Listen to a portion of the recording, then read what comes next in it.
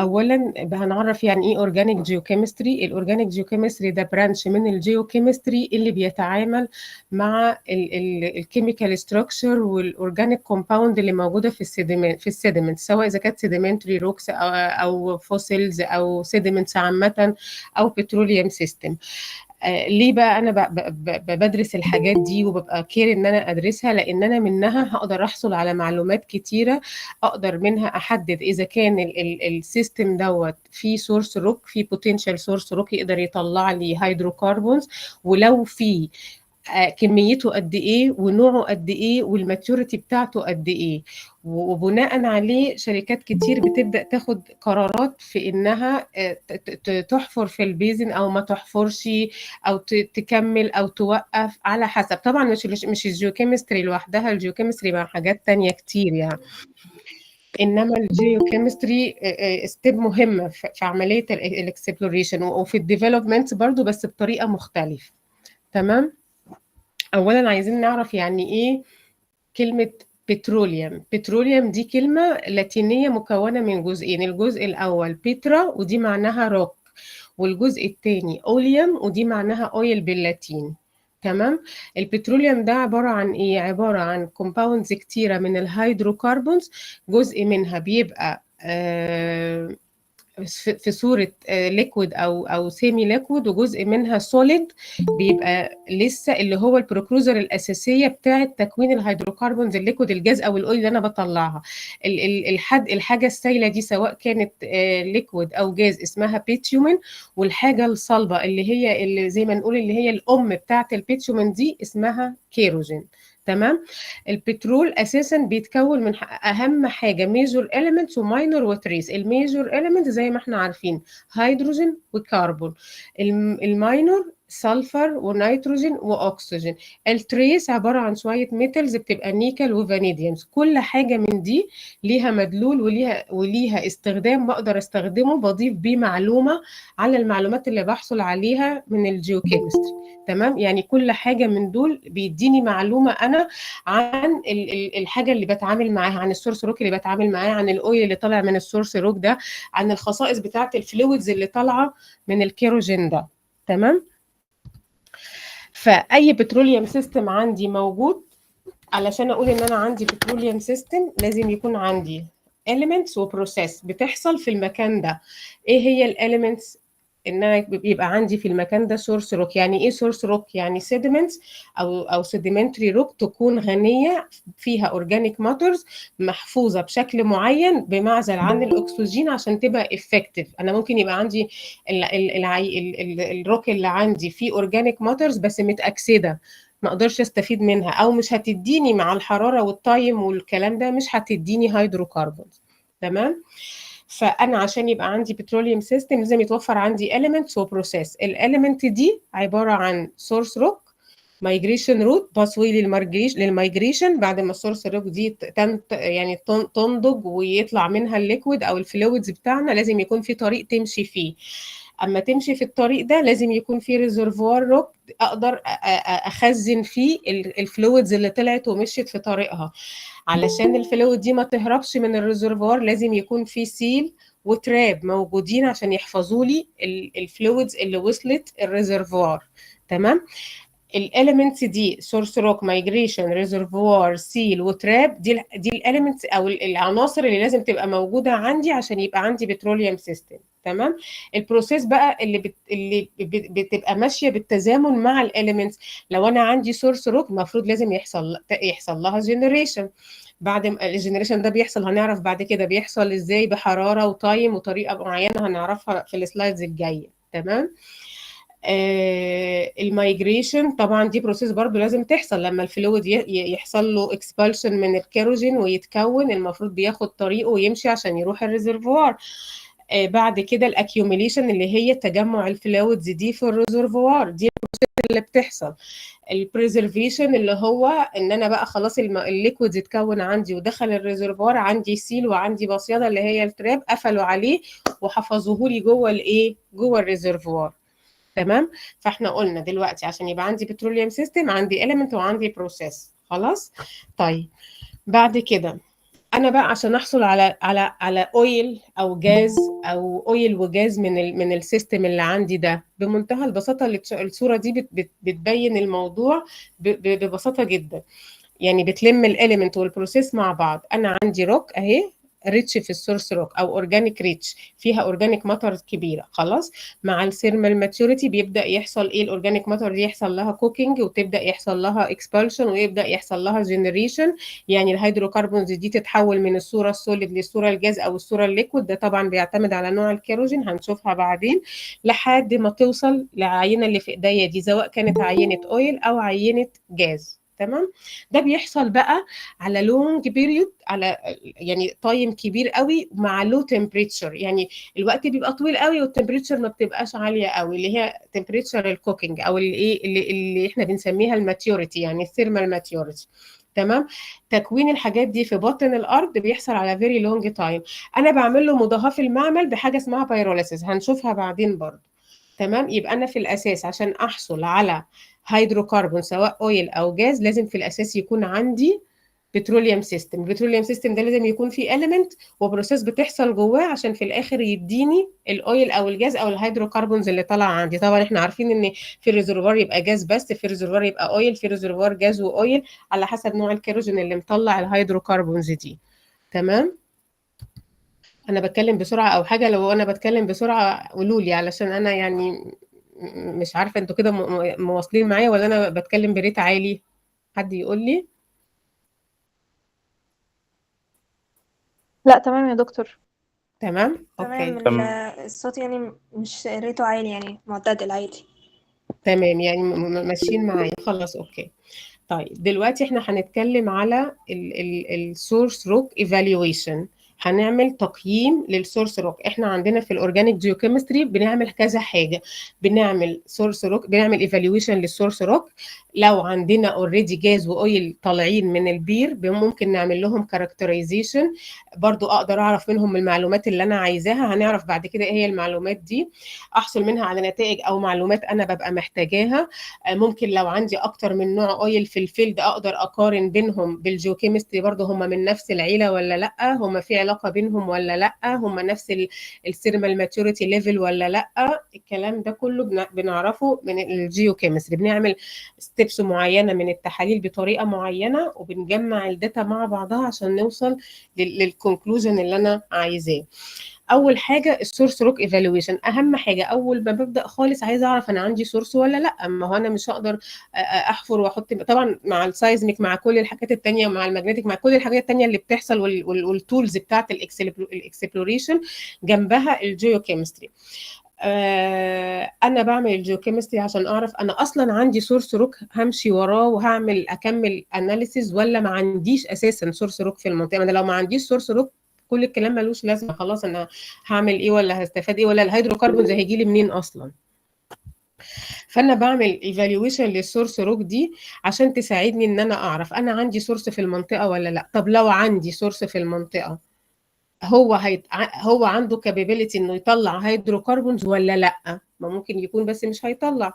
هل هو في الماتيوريتي ستيج اللي تقدر تديني دلوقتي هيدروكربون ولا لا؟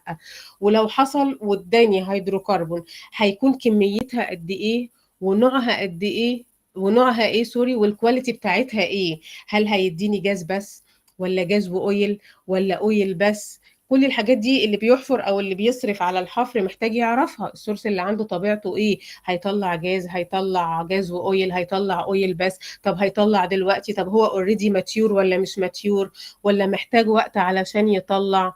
كل الاسئله دي السورس روك ايفالويشن نقدر منها نجاوب عليها. نقدر نعرف انا عندي ولا لا، الكواليتي بتاعته قد ايه، الكواليتي بتاعته ايه، يعني هيديني جاز ولا اويل ولا ميكس اويل وجاز مع بعض.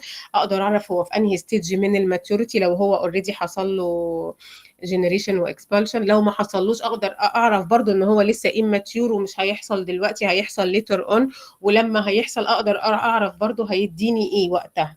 تمام. فدي الاسئله اللي بيبقوا عايزين يجاوبوا عليها عامه. يعني معظم الناس اللي بتشتغل جيوكيمستري او اللي بتعتمد على الجيوكيمستري في الاكسبلوريشن بتاعها. طيب انا عشان اعمل ايفالويشن او اعمل للسورس روك ايفالويشن في كام مصطلح لازم اكون عارفاه في الاول. اول حاجه اورجانيك ماترز، عارفين ان هي الريمينز بتاعت الحيوانات والبقايا اللي بتدفن في الارض وتتحفظ بشكل معين بمعزل عن الهواء او عن الاكسجين، لان لو في اكسجين هيأكسدها فمش هيبقى ليها معنى، زي الفحم كده مثلا. ما الفحم لو ضربناه هيطلع تي او سي في السماء بس ما بيطلعش بترول لانه متاكسد بشكل كبير. تمام. فدي ده لازم اعرف يعني ايه اورجانيك ماتر، اعرف يعني ايه كيروجين. كيروجين هي الاورجانيك ماتر بقى بعد ما بتتخزن، يحصل لها باريال، تدفن، يحصل دايجينيسيس وكاتاجينيسيس وتبدا تتحول لحاجه سيمي ليكويد كده، مش ليكويد يعني حاجه سيمي ليكويد، ولا هي سوليد قوي ولا هي ليكويد، دي اسمها كيروجين. والكيروجين ده بتبقى مركبات كبيره جدا، عدد الكربون فيها مهول، وما بتدوبش في الاورجانيك سولفنت. يعني لو انا عندي حته كيروجين كده طلعتها وحطيتها في اي اورجانيك سولفنت مش هتدوب. تمام. ده الكيروسين. ونوع الكيروسين ده اللي هو مرتبط بالاورجانيك ماترز اللي اتخزنت بيحكم لي بقى اللي هيجي لي ده، اللي هيطلع لي الهيدروكربونز اللي هتطلع لي دي على حسب بقى الكيروسين ده تايب 1 تايب 2 تايب 3، متقسمه على حسب ايه بقى، على حسب الريمينز بتاعه الاورجانيك ماترز اللي موجوده فيه. في نوع مثلا عندي مثلا الالجي والبلانكتونيك والحاجات دي حاجات بتطلع اويل، فده كيروجين عالي قوي اللي هو كيروجين تايب 1.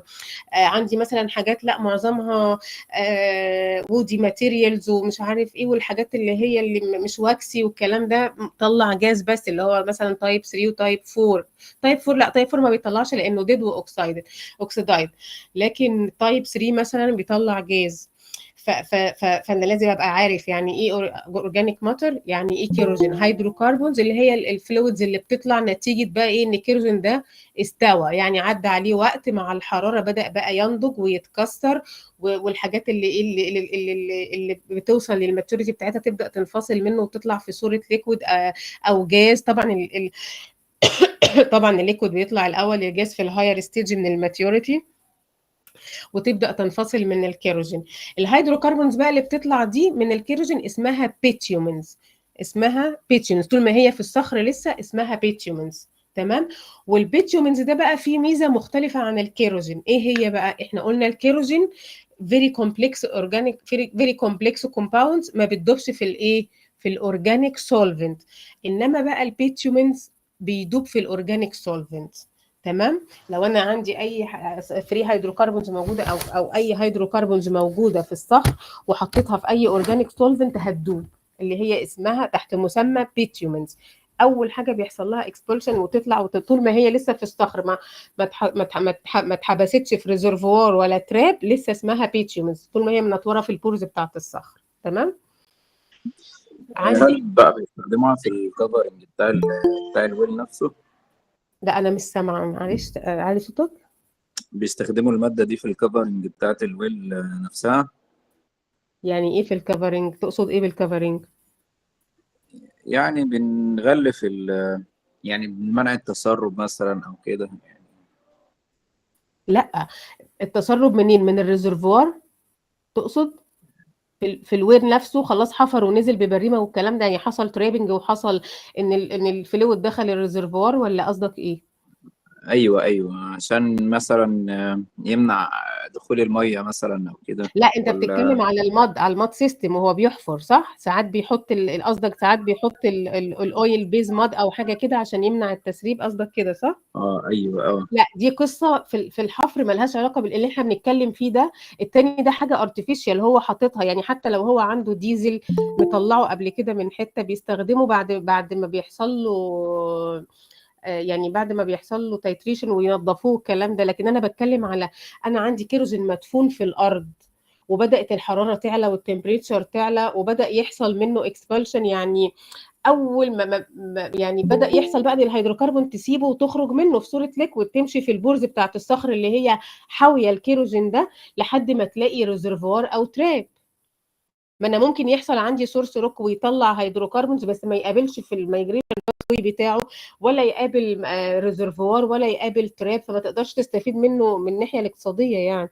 لكن اللي انت بتتكلم عليه ده الماد فلوز اللي بيستخدموه في الحفر. ملوش علاقه باللي انا بتكلم عليه. ممكن نستخدم الحاجات اللي طالعه الديزل الاويل الكلام ده استخدمه واحطه على الطفله، بس ملوش علاقه في باللي انا بتكلم فيه، فاهمني؟ انا بتكلم ازاي ازاي الاورجانيك ماترز اللي اتخزنت في البورز واتجمعت مع بعضها وعملت كيروجين، بقت يعني حصل لها اكيوميليشن بكميه كبيره واتحفظت، وبعد كده بقت كيروجين من نتيجه الكاتاجينيسيس والدايجينيسيس، وبعد كده مع علو الحراره وبالوقت بدا يحصل لها كوكينج وتنضج ويخرج منها الهيدروكربونز اللي انا بعد كده بستقبله على اويل، على شكل اويل او جاز. فاهم قصدي؟ بيروح اللي هو بقى بيخرج منها يمشي يروح الريزرفوار ويتحبس في الريزرفوار لحد ما نطلعه. فاهم الفكرة ولا لسه confused؟ تمام ماشي. كده تمام؟ وصلت؟ شكرا يا دكتور. تمام. فزي ما قلنا كده احنا خلاص بعض الكي ووردز لازم نبقى عارفينها، حاطينها في دماغنا. يعني ايه اورجانيك ماتر، يعني ايه كيروجين، يعني ايه هيدروكربون. بعد كده عندنا حاجة تانية تي او سي. تي او سي يعني ايه؟ يعني توتال اورجانيك كربون. خلاص. اس 1 واس 2 واس 3 وتي ماكس دي بارامترز بحصل عليها من تحليل الصخرة اللي معايا اللي هي غنية بالاورجانيك ماترز. تمام. هنشوف بعد كده ازاي بنستخدمهم عشان اطلع منهم بمعلومات. خلاص. الكيروجين تايبس عندنا انواع للكيروجين زي ما قلنا، تايب 1 وتايب 2 وتايب 3 وتايب 4 على حسب الكومبوزيشن بتاع الكيروجين.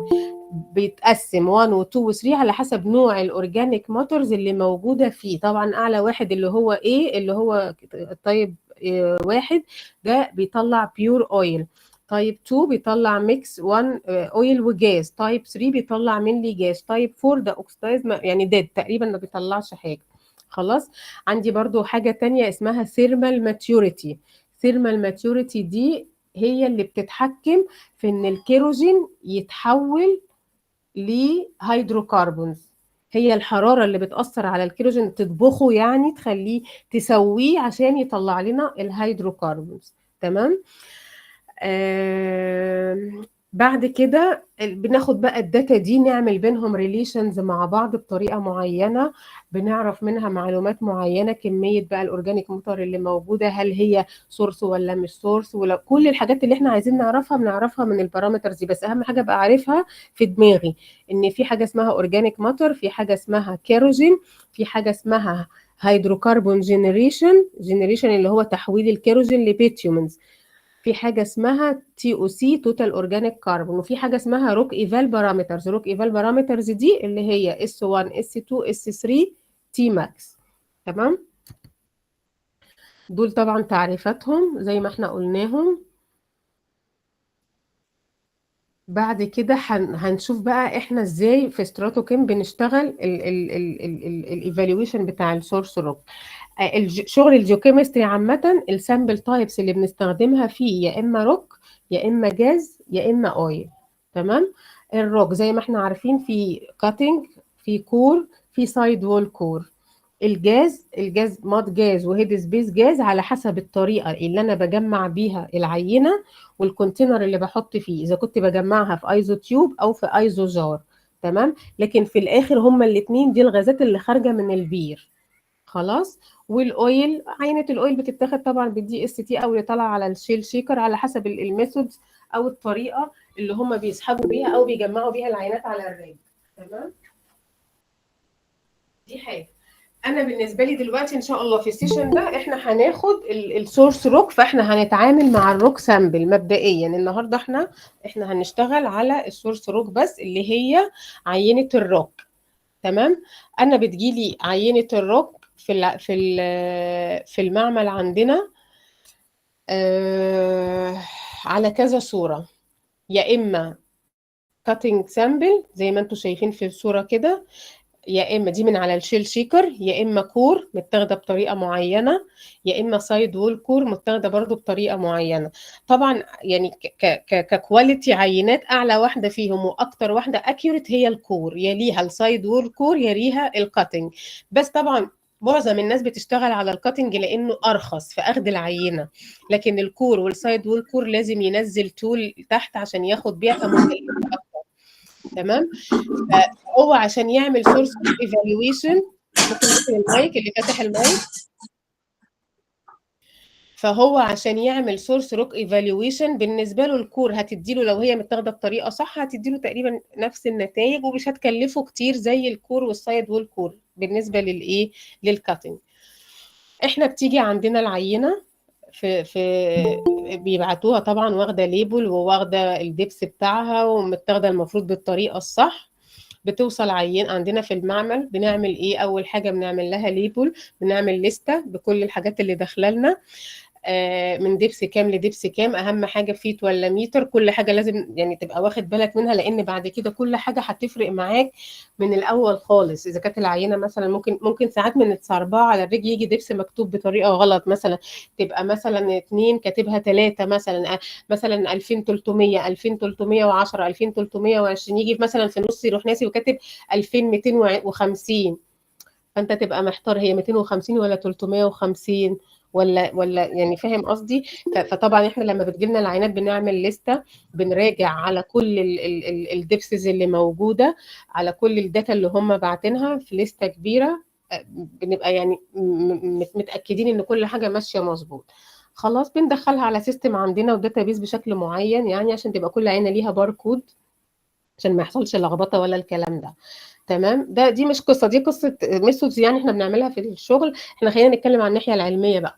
اول ما بتجيلنا العينه بنغسلها بالووتر عادي جدا، تاب ووتر عادي، بنغسلها سامبل ووشنج علشان لو في طفله لازقه ولا بنعمل لها سيفنج على يعني الحاجات اللي هي الكبيره او الكيفنج اللي بتبقى واقعه من فوق برضو بنشيلها. بنحط سيت كده من السيفز اللي هو الحجم الكبير قوي ده، اكيد واقع من فوق مش محفور من نفس الدبس اللي جاي، فبنبدا نشيله ونستخلصه يعني نبعده خالص من العينه، بحيث ان هي تبقى زي ما انتم شايفين كده. بص اللي على الكيفنج اللي على السيف الكبير ده ما بنحاولش نشتغل بيه عشان ما عملناش ميس ليدنج، لان بتبقى حاجه ساقطه من فوق اثناء الحفر، ما بتبقاش ريبريزنتيف للدبس اللي هو واقف عنده. خلاص بنعمل ووش للعينه، بنخلصها من كل الطفله اللي لازقه عليها اي حاجه موجوده فيها، وبنسيبها تنشف. تمام. بعد كده العينه دي بتطلع لنا فوق، نبص عليها تحت الميكروسكوب. احنا عندنا جهاز في الشركه، احنا ممكن نعمل مانيوال ووش بالتاب ووتر عادي تحت الحنفيه زي ما انتم شايفين كده، وعندنا جهاز اسمه روك ووش ده اوتوماتيك، بيبقى بباركود كده، بنحط عينه في كل سيف، السيف ليه باركود بتاع نفس العينه، بيصور العينه وبتتغسل بماده معينه، وبعدين تخش على افران بالشكل ده اللي هي ثالث صوره من فوق، بحيث ان هو ينشفها بقى. احنا زمان كنا بنسيبها مثلا نبيتها لتاني يوم لحد ما تنشف في الهواء عادي كده، لان ما ينفعش ادخلها دراير او حاجه عشان لو فيها لايت هيدروكربونز او حاجه ما تطرش منها، فبرضه ياثر لي على النتائج. فالروك ووش ده كان فيه ميزه ان احنا احسن واسهل طبعا من التاب ووتر، وان انا اغسل مانيوال، ان كل عينه ليها رقم وليها باركود بتمشي بيه، بيغسل من الاول بالطريقه اللي انتم شايفينها دي، نفس التكنيك كده، تخش الافران، تمشي تفضل ماشيه فيها العينه، تقريبا بتاخد 3 دقائق او حاجه كده، وتطلع في الاخر على الكاميرا اللي تحت دي تصور العينه، تعمل لها صوره زي ما انتم شايفين بعدها كده. بص انا اقدر من الصوره اعرف ان العينه دي فيها شيل، الحاجات البيضه دي ميبي تكون ساندستون، او ميبي تكون مثلا ماربل. على طبعا هي مش تبقى واضحه قوي كويس في الصوره، انا بعمل تشيك بعد كده تحت الميكروسكوب، لكن بيبقى عندي تصور مبدئي للعينه لما بشوف الصوره، وبعد كده بعبيها في الكيس بتاعها بالرقم بتاعها، بدبس من كام لكام، بكل حاجه، كل المعلومات اللي خاصه بالايه، بالعينه دي. كده العينه بتبقى عندي جاهزه في الكيس ده، ليها باركود في الشركه، مستحيل اي عينه تاخد نفس الباركود ده. وبعدين مثلا البير جاي منه 50 عينه، 100 عينه، 200 عينه، زي ما الشركه اللي عايزه تحلل بتبعت. في ناس بتمشي كل 5 فيت او 5 متر، في ناس بتمشي كل 10، على حسب استراتيجي الشركه والبادجت، طبعا بيحكمها بادجت الفلوس الى حد كبير يعني. انا كده غسلت العينه، كل الحاجات الطافله والحاجات اللي لازقه عليها، ونضفتها كويس جدا زي ما انتم شايفينها في الصوره. طبعا ما بتجيش كده من البريمه، بتيجي ويت، طريه، عليها طفله، عليها حاجات كتير، ما بتبقاش نظيفه بالشكل ده خالص يعني، ما اقدرش ابص عليها تحت الميكروسكوب وهي بالشكل ده. الوش ده طريقة علشان أنضف العينة أقدر أبص عليها تحت الميكروسكوب. أنا ليه ببص عليها تحت الميكروسكوب؟ لأن زي ما أنتم عارفين أما بيحفروا الطفلة ساعات بيحصل لها لوس منهم، بيبقوا بيحطوا بعض الأديتيفز في الطفلة عشان يتقلوها، بيرموا بقى حاجات كتير بقى، مصاصة قصب، وول ناتس، بلاستيك فايبرز، ووت فايبرز، بيستخدموا حاجات كتير جدا. الحاجات دي ممكن لو أنا ما شلتهاش وعملت لها بيكنج ونظفت العينه هتاثر معايا على نتائج التي او سي. طبعا البلاستيك فايبرز بوليمرز فيها كربون، الوود فايبرز بوليمرز برضو فيها فايبرز، اما هتتحرق مع العينه هتعلي التي او سي او هتعلي الاورجانيك كربون وهي مش حقيقيه. ساعات بيضيفوا ماربل اللي هو الكالسايت، حاجه زي الماربل طبعا كلكم عارفين، ده كله كربونز برضو، كالسيوم كربونات ممكن يزود لي العينة. انا بدوبه في خطوة تانية بعملها، بس هيفرق معايا في وزن العينة لان انا باخد وزن محدد. لو خدته وبعد كده دوبت الماربل ده ب HCl وزن العينة اتغير اللي انا بحسب عليه حساباتي. تمام. فانا لازم اغسل العينة كويس، ابص عليها تحت الميكروسكوب كويس. في ناس بتطلب ان انا اعمل ديسكريبشن للليسولوجي بتاع العينة اللي عندي، ان انا بقى اوصف بقى فيها كم، فيها شيل بنسبته قد ايه، فيها ساندستون نسبته قد ايه، فيها لايمستون نسبته قد ايه، لان في ناس بتفرق معاها بعد كده الحاجات دي. لما انا اقول له العينه مثلا 100% شيل، لو العينه مثلا هقول له 100% ساندستون، طب ما 100% ساندستون انا هعملها تي او سي ليه؟ ما هي ما فيهاش كربون مثلا، ساندستون خلاص ما فيش حاجه، وبروزيتي عاليه، ما فيش حاجه متخزنه يعني، ما عمري ما هلاقي تي او سي عاليه في ساندستون يعني. ففي ناس مثلا تقول لا اعملوا ديسكريبشن الاول وبعدين هو يختار العينات اللي يعمل لها تي او سي او توتال اورجانيك كربون. في ناس تقول لا انتوا بقى يعني انتوا اكتر مننا خبره في الموضوع فشوفوا المناسب واللي مش مناسب. في ناس تقول لا انا مش عايز ديسكريبشن، انا عايز بس تي او سي وبيروليسيس وقولوا لي الدنيا فيها ايه. احنا برضو اللي ما بيطلبش احنا بنعمل له كده لنفسنا احنا برضو لما بنبقى باصين على العينه الاقيها مثلا 100% شيل، 90% شيل، ببقى الى حد ما متوقعه ممكن التي او سي يطلع ازاي، الاقيها مثلا 50% 30%، فبتبقى ايه عارف، لان انا لما باجي ابص على النتائج لازم اوظف كل الحاجات مع بعضها. تمام. فانا دلوقتي زي ما قلنا بتجيلي العينه سواء بقى كاتنج او كور او سايد وول كور، احنا قلنا الروك بيجي في 3 اشكال. في كل الاحوال طبعا الكور والسايد والكور ما بتتغسلش، هي الكاتنج بس اللي بتتغسل. لكن كلهم بيتبص عليهم تحت الميكروسكوب واقدر اعمل لهم الليسولوجي ديسكريبشن اللي انا قلته ده. لكن طبعا الكور والسايد والكور ما بيبقاش فيها ايه ال سي ام اللي هي لوس سيركيوليتنج ماتيريالز، اللي هي الحاجات اللي بيضيفوها بقى البلاستيك فايبر والوود فايبر والحاجات اللي بيتقلوا بيها الطفله دي. وفي حاجات تانية بيضيفوها كيميكالز برضو، يعني حاجات ممكن تلاقي حاجات جيلاتينية كده، اسفلتك ماتيريالز، حاجات برضو تقدر تشوفها بعينيك. كل ده ممكن يعمل لك ميسليدنج في الداتا لو انت ما طلعتوش. ده انا كده بتكلم عن الحاجة اللي انا شايفاها. في حاجات تانية بيضيفوها انا بقى ما بشوفهاش، ليكويد، زي ما زميلنا لسه قايل ديزل مثلا، حاجه اسمها بسم الله الرحمن الرحيم، حاجه اسمها KCl بوليمرز.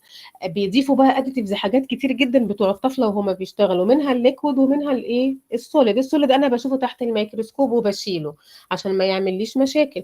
في حاجات تانية بقى بيضيفوها انا ما بقدرش اشوفها. لو هما ضايفين ديزل زي ما زميلنا لسه قايل اثناء الطفله، بيبقى طبعا ريحه العينه واضحه جدا، وانا بقى بعمل لها حاجه اسمها بايروليسيس تشيك قبل ما بشتغل عشان اعرف هي متضاف لها حاجه ولا مش متضاف لها. طبعا لو عندي الماد لوج بيبقى مكتوب فيه، مكتوب فيه هم ضايفينه في انترفال ايه ومش انترفال ايه والكلام ده. واحيانا بيقولوا احنا ما بنبقاش ضايفين وبيبقى ووتر بيز ماد، لكن بيبقى عندنا مشاكل برضو ضايفين بوليمرز، ضايفين مثلا حاجات قليله، ديزل قليل قوي، فهو لما بيضيف مثلا حاجه قليله بيعتبر نفسه مش ضايف، بس ده هيأثر على نتائجي انا بشكل كبير جدا. ففي الحاله دي لو انا جات لي العينه عملت كل الستبس بتاعتي دي، غسلتها وبصيت تحت الميكروسكوب ونضفتها من ال سي ام والكلام ده، بس ايه وعملت بقى ايه تشيك عشان اشوف هو ضايف حاجه ليكويد ولا لا، زي مثلا ديزل، اسفلتيك ماتيريال، جلسونايت، حاجات كده. جلسونايت ده نوع من انواع الاديتيفز برضو انا بقدر اشوفه بعناية، بس ما بقدرش انقيه لانه بيضيفوه بشكل كبير جدا، بس في ميزه ان هو بيدوب في الاورجانيك سولفنت، اقدر ادوبه بسولفنت. تمام. فانا عندي فانا عندي قلنا احنا بنعمل ووتر ووش. عندي نوع تاني من الووش اسمه سولفنت ووش. امتى بقى بعمل السولفنت ووش ده؟ لما العينه بقى يقول لي ان انا مثلا وانا بحفر انا حافر باويل بيز ماد. خلاص هو قال لي انا حافر باويل بيز ماد، يعني معناها ان الطفله بتاعته فيها اويل او فيها ديزل او ضايف اي حاجه من الحاجات اللي هي ممكن تعمل لي كونتامينيشن وتعلي لي العينات بشكل مش حقيقي. تمام. فانا في الحاله دي ببقى مضطره ان انا ايه، مضطره ان انا اتخلص من الماده الليكويد اللي هو ضايفها لي دي عشان ما تعمليش مسليدنج. احنا دلوقتي قلنا ايه لو انتوا فاكرين من شويه؟ قلنا ان الكيروجين ماده سوليد ما بتدوبش في الاورجانيك سولفنت، بس البيتيومين اللي هي الهيدروكربونز اللي طالعه من الكيروجين بيحصل لها ايه؟ بتدوب في في الاورجانيك سولفنت. تمام. فالديزل والاويل والاسفلتيك ماتيريال كل الكلام ده الحاجات اللي متضافه دي اللي هي اساسا كانت في الاساس ايه؟ بيتيومنت، بس من حته تانية، مش من مش من البير اللي انا شغاله فيه، هو ضايفها مستخدمها جايبها من حته تانية مش من البير بتاعي. تمام. فانا عايزه اتخلص منها عشان لما اضرب التي او سي ما تطلعليش عاليه، لما اضرب البيروليسيس ما تطلعليش في السماء وتبقى مش نتائج حقيقيه، لان اللي هيطلع لي ايه؟ هيطلع لي الديزل اللي هو ضايفه في الطفله، لان العينه شربت منه. تمام. فانا في الحاله دي بعمل حاجه اسمها سولفنت ووشنج. بعمل ايه بقى؟ عندي حاجه اسمها سوكسليت زي ما انتم شايفين في الرسمه كده اللي هو على ايديا اليمين ده. انا بحط تحت سولفنت، احنا غالبا بنستخدم حاجه اسمها داي كلوروميثين، ممكن استخدم تولوين، ممكن استخدم هيكسين، ممكن استخدم اي اورجانيك سولفنت، بس احنا بنستخدم داي كلوروميثين من اكتر الحاجات الايه الافكتيف يعني. تمام. وبحط العينه بتاعتي طبعا بعد ما بطحنها في فلتر بيبر، وبحط الفلتر بيبر في النص. تمام. في النص هنا كده فوق شايفين الفلاسكه اللي تحت فيها السولفنت محطوطه على هيتر او على هوت بليت. بعلق بقى العينات بتاعتي في النص في الفلاسكه اللي في النص دي. اللي بيحصل بقى، اللي بيحصل ان انا بسخن السولفنت اللي تحت. السولفنت بيتبخر، يقوم ماشي في الطريق في الانابيب اللي انتوا شايفينها دي، يعدي على الفلتر بيبر اللي موجود، يدوب الحاجات اللي جواها اللي هي امتصتها من الاضافه بتاعه المض، يدوبها ويطلع فوق يتكثف وينزل تاني في الفلاسك. نفضل بقى نعمل العمليه دي ونغير السولفنت لحد ما يتحول السولفنت الكالرلس. لو شايفين الفلاسكات اللي تحتها، بصوا الوان السولفنت بتتغير ازاي، اول واحده غامقه جدا ازاي، تاني راوند كان ازاي، تالت راوند كان ازاي، رابع راوند كان ازاي. خلاص انا لما اوصل ان السولفنت عندي اللي في الفلاسكه بقى كالرليس كده، ده معناه ان العينات اللي عندي نطفت وكل اللي هي شرباه من الطفله نزل. خلاص. تمام. العينه كده عندي بقت نظيفه، نظيفه تماما من الاديتيفز دي اللي موجوده فيها. بس انا بقى عندي حاجه مش عارفه اقولها لكم دلوقتي ولا هتتلخبطوا ولا ايه. انا دلوقتي نظفت العينه خلاص، انا دلوقتي بتكلم على العينه اللي جايه محفوره باويل بيز ماد، او محطوط لها ديزل، او محطوط لها اي حاجه تاثر لي على النتائج. تمام. الطفله متضاف لها حاجه، انا ما بتكلمش على العينه نفسها. العينه نفسها بالنسبه لي كونتامينيتد بالطفله. خلاص. انا دلوقتي غسلتها ووتر ووشنج وعملت لها سولفنت كليننج عشان ادوب الطفله اللي شربتها. خلاص كده العينه بقت نظيفه. هعمل ايه بقى؟ هضربها، هجهزها بقى واضربها ايه؟ تي او سي. خلاص احنا عرفنا بننظف ازاي، احنا دي طريقه الووتر العاديه، ورجعنا شفنا الايه؟ السولفنت.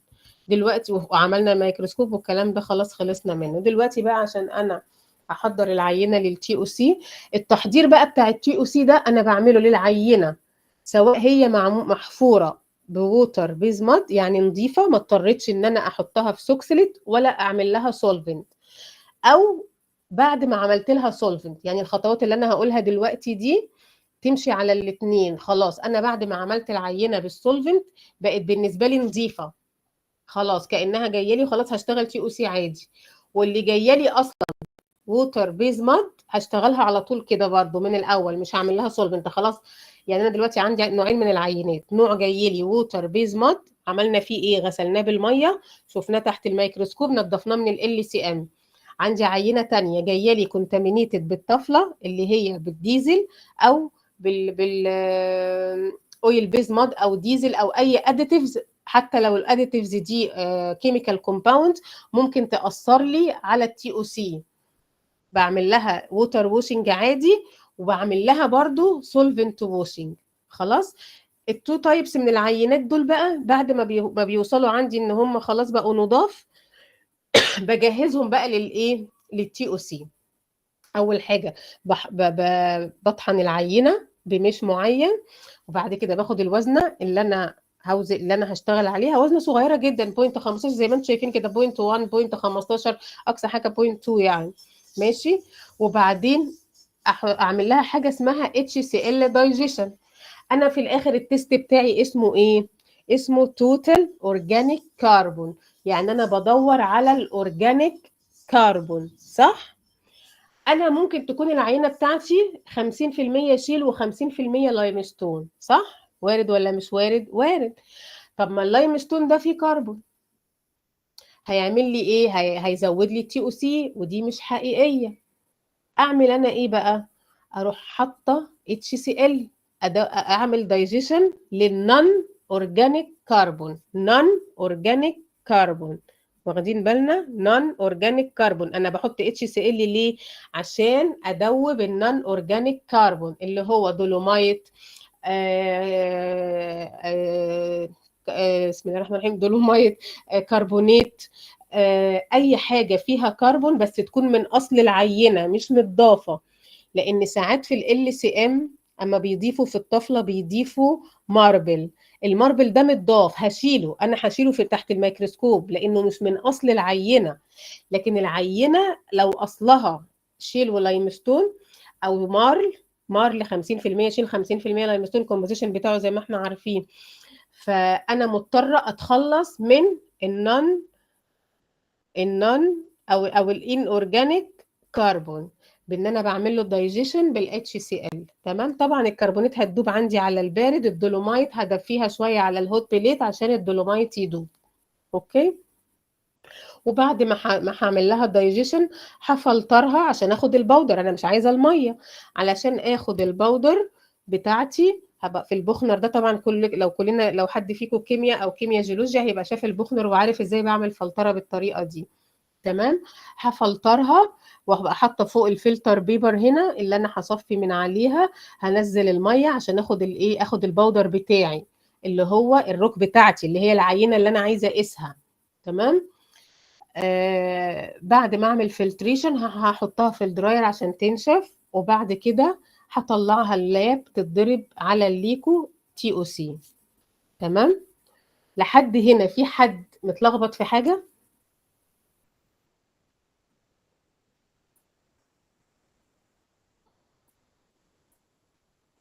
سامعني ولا ايه يا شباب؟ دكتور، هو آخر مرحلة بعد الفلتريشن ايه اللي بيتبقى لي؟ الشباب اللي بتبقى كان لي عندها البودر. أسئلة تقدر تسأل دلوقتي. نعم. سمعنا يا دكتور؟ ايوه سامعاك. بيتبقى لي العينه اللي انا عايزاها، مش انا حطيت اتش سي ال فالعينه دابت فيه، العينه بقت ميه في بقت يعني الباودر بتاعي بقى دايب في الاتش سي ال. انا تمام. واعمل بفلترها ليه؟ عشان عايزه اخد الباودر بتاعي اللي هو من غير الكربونات، اللي هو من غير الانورجانيك كربون، اللي هو داب. ما انا حطيت اتش سي ال، الكربونات دابت في الاتش سي ال، سخنت شويه الفلاسكه علشان لو في كربونات او دولومايت يدوب برضو، فكله داب بقى في الفلتريت فوق. لكن اللي اتبقى معايا، الباودر اللي اتبقى معايا هو الاورجانيك كربون. تمام يا دكتور. بعد كده بعد ما بقى لي الاورجانيك كربون بعمل ايه بقى؟ بوديه على خلاص، جهاز؟ هي في الفلتر بيبر بحطها في الدراير، بحطها في الدراير اللي هو نمبر 9 علشان تنشف. ما هي مبلوله، مش هي اه، مبلوله؟ تمام. بحطها في تمام. الدراير تنشف. تمام. تمام. لحد هنا يا جماعة كله فاهم الستبس ولا الدنيا ماشية ازاي، ولا حد متلخبط في حاجة؟ هو في الاويل بيز مود لما بتشيل الديزل، طب ما ممكن يكون في اورجانيك كربون ممكن يتشال برضه. ازاي اورجانيك كربون يتشال ازاي؟ ما هو الديزل هيتشال، فهو ممكن يكون العينة نفسها فيها اورجانيك كربون فتتشال برضه. ايوه، ما هي بس مش اورجانيك، لا مش اورجانيك كربون، هيبقى فيها حاجه اسمها فري هيدروكربونز اللي هو البيتيومين. صح قصدك كده البيتيومين؟ ايوه ايوه اه. ايوه، في الحاله دي بقى العينه دي مش هقدر اعتمد فيها على الاس 1. انا دي كنت هقولها في مرحله، ما رضيتش اقولها لكم دلوقتي عشان ما تلخبطوش فيها، كنت هقولها في مرحله البيروليسيس. لو بما ان انت فتحتيها بقى، لو العينه نفسها اللي جايه لي دي اوريدي حاصل جينيريشن وفيها البورز بتاعتها فيها هيدروكربونز، يعني الكيروزين مطلع، حصل له اكسبالشن ومطلع هيدروكربونز وموجوده في البورز بتاعتها، وبرده محفوره باويل بيز ماد. ما هو انا كده عندي الفري هيدروكربونز اختلطت بايه؟ بالاويل بيز ماد اللي محطوط، ما بقتش حقيقيه بالنسبه لي، حتى لو كده مش هقدر استعملها لانها مش بتعبر لي عن القيمه الحقيقيه. ففي الحاله دي اللي محفور بالاويل بيز ماد، في حاجه اسمها بقى الفري هيدروكربونز بتاعته، بالنسبه لي انا الريشيو دي ماتت، ما بعتمدش عليها نهائي في اي حاجه. واضح؟ دكتور معلش آخر سؤال، كان حضرتك في التشارت جار بتتاخد عينات فيها جاز ازاي وهي جار يعني؟ لا احنا دلوقتي مش في الجاز، احنا لما نوصل للجاز هنقول، احنا بنتكلم على السورس النهارده. ان شاء تمام الله تمام عندنا يا دكتور. محاضره تانية السبت الجاي هناخد فيها الاويل والجاز. احنا دلوقتي خلينا مركزين في السورس، السورس روك اللي هي الروك سامبل. احنا قلنا تمام الجيوكيمستري بنشتغلها بايه؟ بروك واويل وجاز. خلاص احنا دلوقتي مركزين على الروك، احنا دلوقتي بنجمع معلومات من الروك. تمام. تمام يا دكتور. خلاص الاخت اللي سالتني وصلت لها، فهمت قصدي ايه؟ اه يا دكتور تمام شكرا. فهمتي؟ تمام. خلاص. فانا في الحاله دي خلاص انا جهزت العينه بتاعتي ونشفتها في الفلتر بيبر. طبعا الفلتر بيبر دي خلاص، فزي ما انتم شايفين الرنجات كده، لو انا عندي توتال اورجانيك كربون اقل من 0.5، العينات بالنسبه لي مش سورس، خلاص الموضوع انتهى. تمام. اما يبقى عندي العينات بقى التوتال اورجانيك كربون بتاعها من 0.5 لواحد، ابدا اقول ها، يعني في ممكن يبقى في امل لو عندي كميه كبيره، لو عندي يعني ابدا افكر بقى، ادور بقى، اعمل بايروليسيس، اعمل ادفانسد اناليسيس، اعمل كده. اقل من 0.5 مش هشتغل، خلاص هوقف، اقول ده نون سورس وخلاص. تمام. اعلى من 0.5 بقى عندي من 0.5 لواحد، اقول العينه افرج هتقول يعني من واحد لاثنين لا ده هاي، ده فيها توتال اورجانيك عالي، اعلى من 2 فيري هاي. تمام. ابدا اشتغل بقى ايه عليها. خلاص.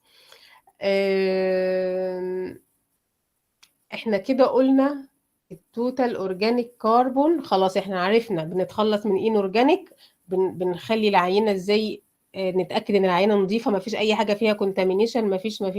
خلاص انا كده عرفت ان العينه عندي فيها اورجانيك، فيها ريميننج من الاورجانيك، يعني فيها سورس. مثلا خلينا نقول العينه اللي عندنا طلعت واحد، لو انا عندي بير بقى فيه 100 عينه، ماشي مثلا كل 10 قدم ولا كل 5 فيت مثلا، ماشي كده. ولا اجي مثلا الاقي ايه، اول 20 فيت مثلا اقل من 5. مش شرط البير كله يطلع عندي كده، لا ممكن البير كله يطلع مثلا في 3 4 متر بس هم اللي سورس والباقي لا، في فورميشن معينه هي اللي سورس والباقي لا.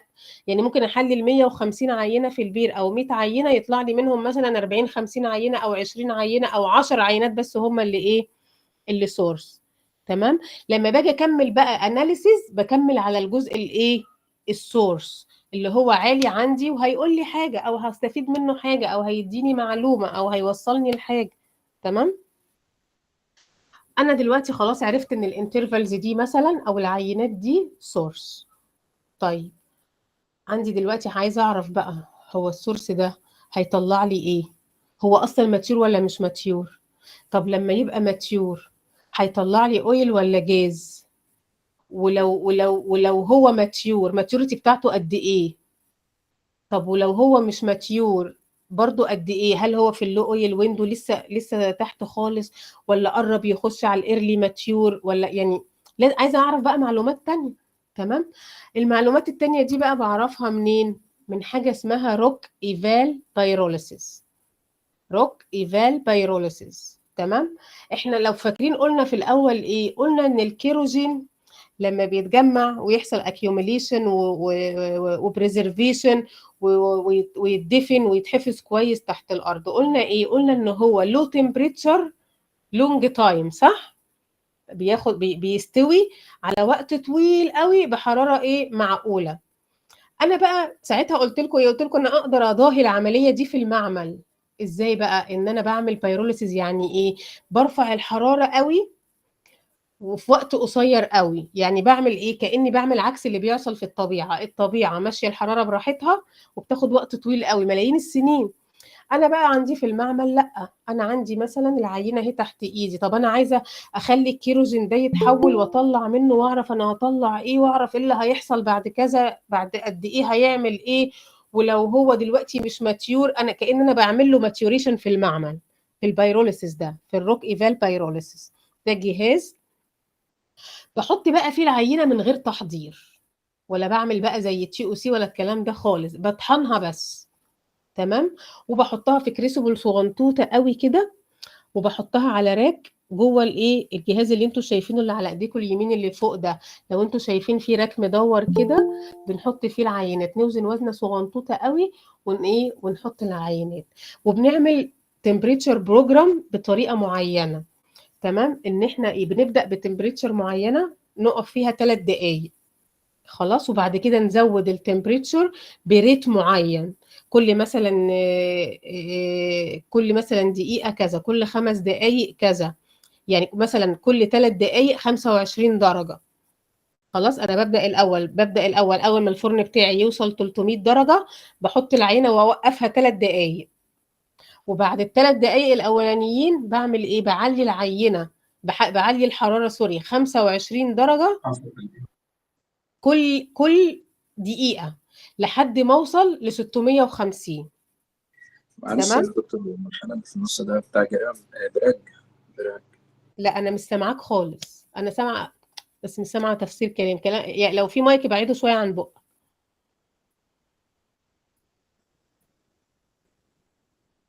سامعني؟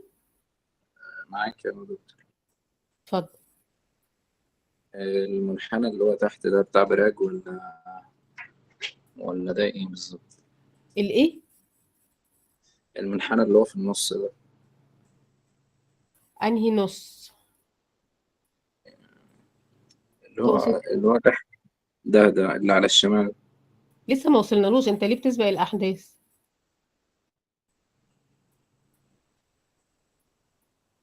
لسه ما وصلنالوش، هقول لك دلوقتي هو ايه. انا دلوقتي بتكلم احنا ازاي بنحضر العينه، بنحطها في الجهاز، ايه اللي بيحصل في الجهاز. وعلى فكره هو اللي في السلايد اللي وراها بالظبط، ما عديتوش ولا حاجه، هقوله بس في وقته. تمام. خلاص. احنا قلنا دلوقتي العينة خلاص بتتوزن زي ما هي، بتتحط في الكروسيبل الخاصة بيها، بتتحط على الجهاز. انا بعمل تمبريتشر بروجرام معين للجهاز بطريقة معينة زي ما قلنا. بنشغل الجهاز، الفرن بيوصل ل 300 درجة، بعمل هولد للعينة لمدة 3 دقائق في الفرن ده. وبعد كده الحرارة بتعلى 25 درجة لكل دقيقة، كل دقيقة بتعلى 25 درجة لحد ما اوصل لدرجة حرارة ماكسيمم كام؟ 650. تمام. في الوقت ده بقى ايه اللي بيحصل؟ اول حاجه احنا قلنا ان لو العينه دي، احنا دلوقتي قلنا العينه عندنا هي فيها ايه؟ العينه دي ممكن يكون فيها كيروزين وممكن يكون فيها فري هيدروكربون. يعني يكون الكيروزين ده حصل له ماتيوريشن شويه واكسبانشن، وطلع شويه هيدروكربون موجودين في البورز بتاعت ايه؟ العينه، بس لسه صغيرين، ما حصلوش ايه؟ مايجريشن او ايه، او كميه لسه ما بقتش كميه كبيره انها تمشي بره البورز. ده وارد. وارد حاجه تانية، ان تكون العينه مثلا ماتيور، مش شرط كلها تبقى ايه ماتيور، ممكن تكون ماتيور طلعت جزء وخرج من الروك وراح حته تانية، ولسه باقي عندي شويه في الروك. فممكن وانا بحلل العينه يكون عندي شويه هيدروكربون لو العينه اوريدي دخلت الماتيوريشن، لو العينه بدات يحصل لها ماتيور او تبقى لسه ايرلي ماتيور، لسه في بدايه انها بدات تستوي وبدات تطلع فسافيس كده حواليها هيدروكربون. ده كله بيبقى لسه في البور، ما بيحصلش انها تمشي وتسيب البورز غير لما يحصل ساتيوريشن للبور. طبعا زي ما انتم عارفين ساتيوريشن للبور بالليكويد عشان يبدا يسيب الصخر ويمشي، لازم الاول يملى البورز بتاعته ويحصل لها ساتيوريشن عشان يبدا يمشي. ممكن انا اكون بحلل العينه في الوقت اللي لسه ما حصلش فيه ساتيوريشن، بس هلاقي عندي شويه هيدروكربونز موجودين. تمام. دي كيس. الكيس الثانيه ممكن ان انا يكون الروك اصلا ماتيور او ميد ماتيور مثلا، ومطلع وحصل مايجريشن شويه خرجوا ولسه في البورز مثلا، او انا ممكن اعمل ريكورد اللي فيه هيدروكربونز موجوده. تمام. في الحاله دي انا لما بحفظهم لحد 300 درجه الفري هيدروكربونز دي بتتبخر وتطلع من الايه، من الصخر اللي هي ايه، اللي هي اسمها بيتيومين. خلاص انا بتكلم دلوقتي على الايه، على الاس 1. اس 1 دي بتمثل الفري هيدروكربونز اللي موجوده في البورز بتاعت الصخره. دي بتبقى موجوده عندي امتى؟ في حالتين، يا اما العينه يا دوبك بدأت تخش الماتوريشن ويا دوبك مطلعه فسافيس كده حواليها في البورز بتاعتها في نفس السورس روك نفسها، لسه ما طلعتش كميات كبيره انها تهاجر الصخره وتمشي. تمام. او تكون عينه اوريدي الماتيوريتي بتاعتها عاليه شويه ومطلعه وماليه البورز وبدات ايه هتمشي من البورز. المهم ان انا في كل الاحوال هلاقي البورز فيها هيدروكربون. الهيدروكربونز دي اسمها فري هيدروكربونز. ليه سميناها فري؟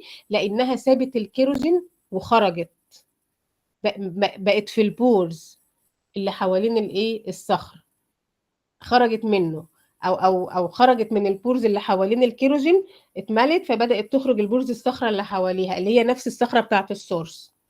تمام. دي اسمها اس 1. خلاص. بعد كده اس 2. الاس 2 دي بقى احنا قلنا ان الكيروجين يعني الكيميكال كومباوندز بتاعته كبيره قوي، الويتس بتاعها عالي، الكربون بتاعها ممكن يعدي 24 بلس، من اول 24 بلس وانت طالع، يعني كومبلكس معقده جدا، والموليكولار ويت بتاعها عالي جدا، عالي جدا. فلما الحراره بتعلى بقى، احنا قلنا بنعلي كل دقيقه 25 درجه، لما الحراره تبدا تعلى يبدأ الكيروجين اللي هو بقى بعد ال 24 ده يتكسر بفعل الحرارة. أنا دلوقتي بكسر إيه؟ بكسر الكيروجين اللي هو لسه ما بقاش ماتيور، لسه حرارة الطبيعة ما وصلتش إنه يبقى ماتيور فيتكسر ويعمل لي بيتيومنز. أنا بكسره في المعمل بسرعة عشان عايز أعرف خواصه. تمام؟ يبدأ يطلع لي في صورة ايه؟ البيك الثانيه. دلوقتي احنا هنيجي على التشارت بقى اللي على ايه، اللي على ايدينا الشمال.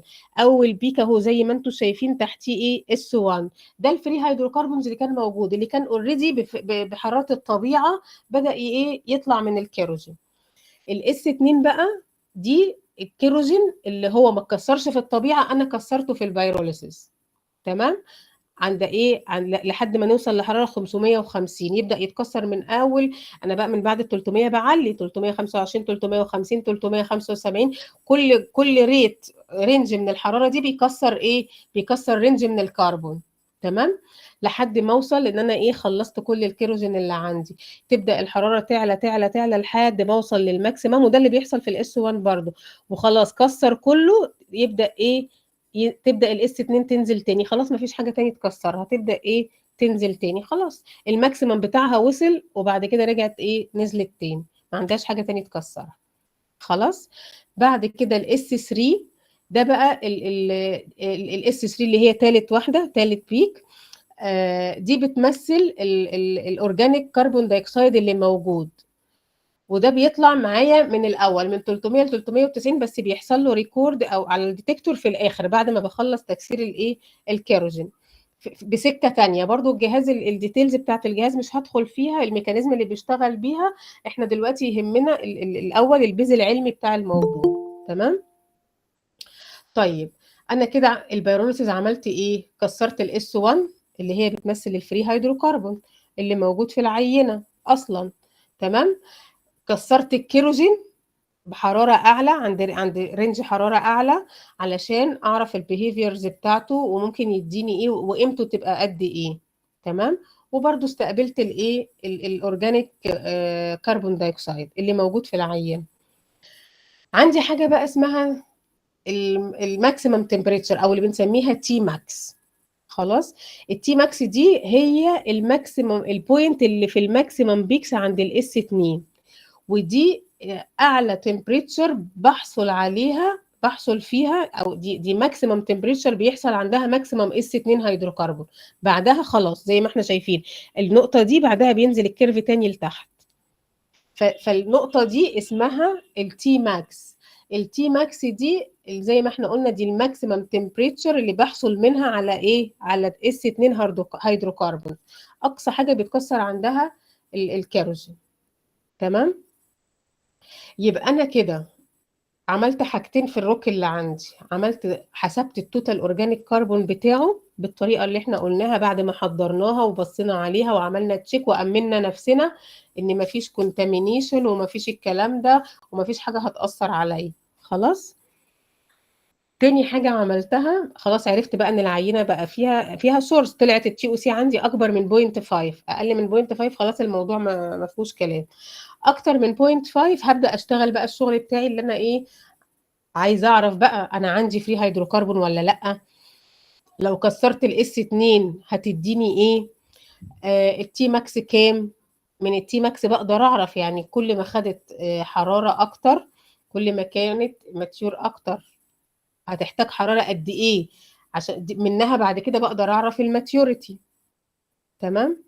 انا بقى بعد كده باخد المعلومات دي بعمل بيها علاقات وريليشنز كده مع بعضها، وعندي ستاندرد بقى للكلام ده. مثلا لو الاس 1 من كذا لكذا يبقى كذا، لو الاس 2 من كذا لكذا يبقى كذا، لو الاس 3 من كذا لكذا يبقى كذا.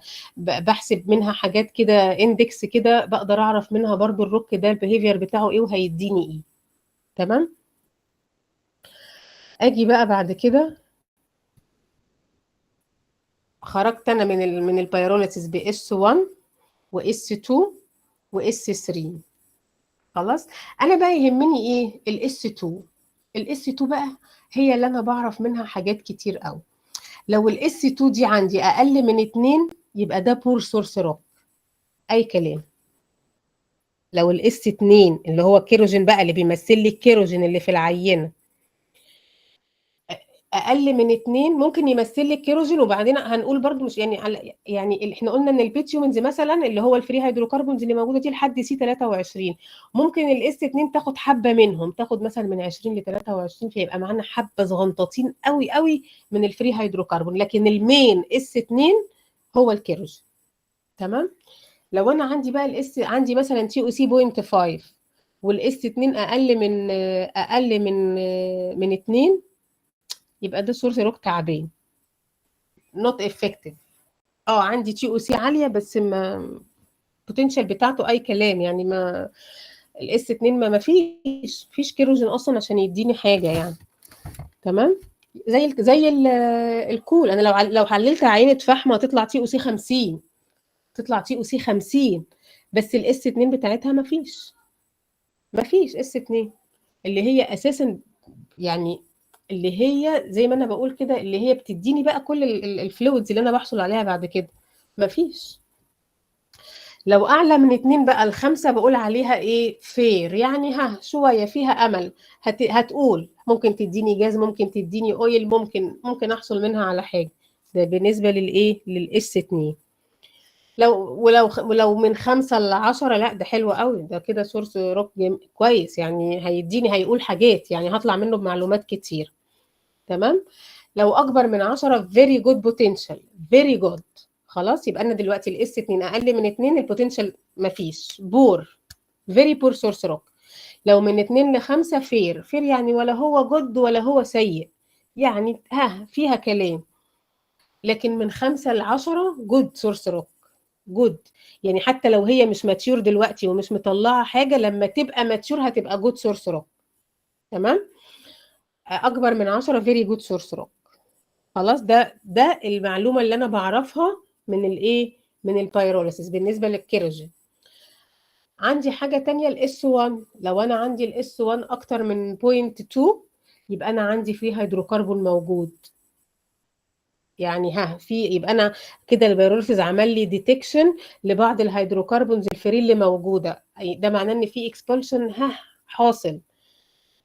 بس في حاجه بقى، ممكن يكون من نفس السورس الفري هيدروكربونز اللي موجوده دي، ممكن تكون من نفس السورس وممكن تكون من سورس تاني جايه البورز هنا او معديه في طريقها. ده وارد يحصل برضو. دي برضو هحلها بطريقه تانية، مش عايزه الخبطكم دلوقتي، بس خلينا عارفين ان الفري هيدروكربون دي طبعا النسبه الاكبر انها بتبقى من السورس روك نفسه يعني، لكن بتحصل في حاجات وفي كيسز انها ما بتبقاش من نفس السورس. ممكن الاقي اس 1 عالي والاس 2 قليل. تمام، يعني ما فيش كيروجين اصلا بس اس 1 عاليه فري هيدروكربون موجوده عندي عاليه قوي. دي برضو حاجه يعني ممكن تحصل اشوفها. فدي ممكن احلها ازاي؟ حاجه من الاثنين، يا اما ده مايجريشن باسوي لحاجه تانية لسورس تاني قريب، يا اما كونتامينيشن واحنا ما خدناش بالنا منه اثناء الحفر. حطوا حاجه وما قالولناش، مش مكتوب في الماد ريبورت، مش مكتوب في الماد لوج وضحكوا علينا ولا وهم ضايفين حاجه هتظهر لي في الاس 1 على طول. يعني بتوع اللوجر لما بيضحكوا علينا ويقولوا لا احنا ما حطيناش وما فيش، البيروسس بيكشفهم على طول. على طول بنقدر نعرف على طول هم ضايفين ولا مش ضايفين.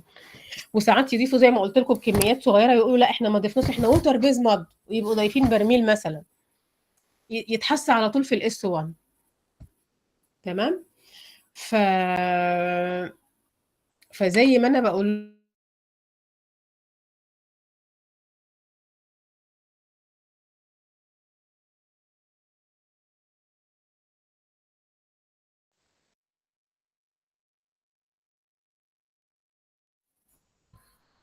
إيه هو صوت حضرتك قطع؟ قطع صح؟ لا حول ولا قوة الا بالله. كده ايه؟ كده تمام ماشي. كده سامعيني صح؟ طيب. فاحنا قلنا ايه دلوقتي؟ احنا بنحصل من البيروليسيس على اهم 3 معلومات. اس 1 في فري هيدروكربون ولا لا، ولازم ادور عليه اجري وراه بقى لو فيه هو من العينه نفسها ولا كونتامينيشن ولا ايه الوضع. يعني لانه كلو مهم جدا جدا الاس 1 دي الفري. اس 2 هل هي سورس روك كويس ولا اي كلام ولا لا ممكن يجي منه ويقول حاجه. التي ماكس اللي هي التمبريتشر الماكسيمم تمبريتشر اللي هي اعلى بوينت في على بيك الاس 2 بالمناسبه. ال هو علق ليه يا جدعان؟ ال ال ال ال الصوره اللي هي في الصفحه دي ده اسمه بايروجرام. ده اسمه بايروجرام اللي هو بيمثل اس 1 اس 2 تي ماكس اس 3. الاس 2 هي الماكس. هم ايه؟ تي او سي وبايروليسيس صح. عرفنا منهم ايه؟ عرفنا منهم الاورجانيك ماتر ريتشنس بتاعه الروك، هي سورس ولا مش سورس، هي فيها ولا ما فيهاش صح. وعرفنا منهم ايه؟ الفري هيدروكربون موجود ولا مش موجود، نوع الكيروجين اللي موجود عندي، والكيروجين ده بوتنشال ولا مش بوتنشال. حسبنا منهم بارامترز هيدروجين اندكس واكسجين اندكس، وعرفنا منهم الكواليتي بتاعت الايه الروك اللي هي بتمثل في ايه في الكيروجين تايب. تمام، باستخدام الايه الدياجرام بتاع فان كريفلين. وعرفنا منهم ايه تاني؟ عرفنا منهم الماتيوريتي لان احنا عرفنا التي ماكس اللي هي الماكسيمم بوينت على الاس 2. فالتي ماكس ادتني انديكيشن العينه دي ماتيور ولا ايه، ماتيور ولا مش ماتيور ولا الكلام ده. عندنا الاويل ويندو اللي هو يعني اللي بيحصل فيه بقى اكسبانشن وسيوتابل ان انا اطلع فلويد والكلام ده. بدايه الاكسبانشن الاويل ويندو برضو بيتقسم عندي لو ميدل وهاي اويل ويندو والكلام ده من 430 او خلينا نقول 440 ل 470. في الرينج ده العينه بتاعتي خلاص هي ماتيور في زون الماتيوريشن. اقل من كده اماتيور، اعلى من كده بوست ماتيور. يبقى انا كل المعلومات دي عرفتها بس من التي او سي والايه والبيروليسيس. عندي حاجه بقى، لو انا بقى البيروليسيس فيها اس 1 عالي، حد يقول لي اس 1 هي ايه بتمثل ايه؟ حد يفتح ويقول لي. الفري هيدروكربون. بالظبط. لو عندي اس 1 عالي والعينه immature. حد يفكر كده يقول لي ده معناه ايه؟ من معلش سورس تاني السؤال بقى. تاني يا دكتور. عندي البيرولوجيست طلع لي ان العينه اوريدي خلاص تي او سي كويس عالي، والعينه مدياني اس 1 واس 2 عاليين برضو بوتنشال، بس مش ماتيور. التي ماكس ممكن بتاعتها يكون في اقل جاز، من 420. ده معناه ايه؟ ده ما افكر في ايه لما يحصل كده؟ ممكن يكون في مايجريشن جاز من سورس مختلف. نعم. واحد مايجريشن من واحد. سورس مختلف. الميوتريشن ايه؟ الميوتريشن الايه؟ مايجريشن من ماتيوريشن سورس مختلف. مختلف مايجريشن من يعني سورس إيه؟ مختلف. مختلف عن اللي انا بقيمه. يعني هي مش بالظبط كده، بس انا هرد عليك. حد تاني عنده اجابه؟ ممكن يكون في جاز. ماشي ماشي، ما ده وارد. ما انا ما هو مش ممكن انا بقولش فيه ايه. انا عندي اس 1 عاليه، في جاز بقى، في اويل، في اللي فيه. المهم ان انا عندي هيدروكربونز موجوده، بس العينه اصلا اماتيور. ممكن يكون عيب في الاناليسز وانا بعمل سكان لا، خلينا ابسطها لكم.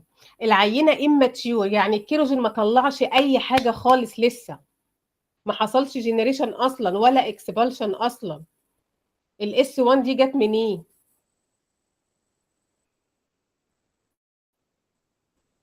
ممكن تدينا ثواني نفكر طيب. ديزل ماشي. اثناء الحفر مثلا. اثناء الحفر تبقى جت منين؟ ديزل من المض. ايوه، مض. كنت يا اما كونتامينيشن واحنا ما خدناش بالنا، او هم كذبوا علينا ما قالولناش. وده بيحصل كتير طبعا ان هم يكذبوا علينا، بس احنا بنعرفها في البيروليسيس برضه. يا اما هم ما قالولناش ان هم ضايفين ديزل، فده يا اما احتمال من الاثنين، يا اما كونتامينيشن في العينه، يا اما مايجريشن من حته تانية مش من العينه. وده اللي انا قلته في الاول. تمام. مايجريشن من سورس تاني. لا، ما سمعتكش قلت كده. انت قلت لي مايتريشن مختلفه. انت قصدك تقولي ان هما مايتريشن مايجريشن. مختلفه، يعني مش نفس لا، بس انا دلوقتي بتكلم على سورس مش على ماتيوريتي. انا العينه اللي عندي ايه؟ ماتيور. ماشي. مايجريشن. معنى ان هما مايجريشن. ماتيوريشن مختلفه ان هما ديفرنت سورس. لازم اوضح كده. فاهم قصدي؟ قلت يعني انا مايجريشن فهمت. مش ماتيوريشن. تمام. ها، انت قلت مايجريشن، انا قلت سمعتها مايتريشن. والله سوري، ام سوري. تمام. لا، انا تمام. سمعت غلط بقى.